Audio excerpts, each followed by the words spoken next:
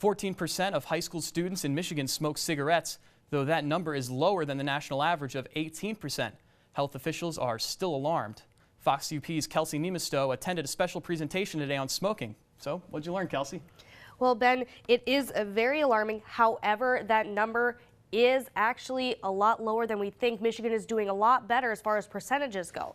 But after I spoke with Patrick Reynolds, an internationally known and respected advocate for a smoke-free society, it became clear that tobacco is still a prominent issue in our everyday lives. About 9,800 kids in Michigan under the age of 18 pick up the habit every year. And over 23% of adults in Michigan are already hooked.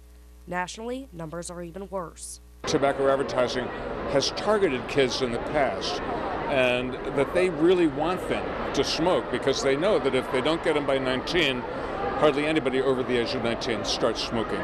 Patrick Reynolds traveled to Gwynn schools today to educate youth about the dangers of tobacco. Reynolds is a grandson of the tobacco company founder R.J. Reynolds, makers of brands like Camel and Winston cigarettes. But he witnessed his father and eldest brother die from smoking-induced emphysema and lung cancer. My only memories of my father, R.J. Reynolds Jr., are of a man dying from smoking. And as a Reynolds, I have a wonderful platform to make a difference and bring the message against smoking to the whole community. So that's really why I do what I do.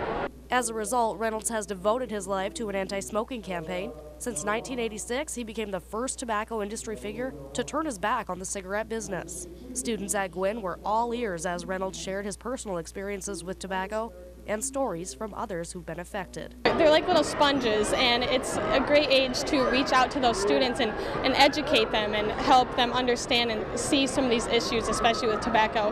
Marquette County, a lot of the places we've made great steps in going smoke-free in restaurants. NMU, that has actually made it possible for Patrick Reynolds to be here today.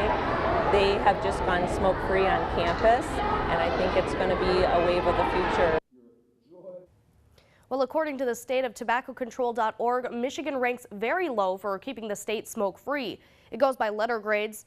Michigan received a B for smoke-free air, a C for cigarette tax, meaning the tax is too low, an F for smoking cessation coverage through healthcare centers and the media, and an F for tobacco prevention programs. Ben? Thanks a lot, Kelsey. Thank you.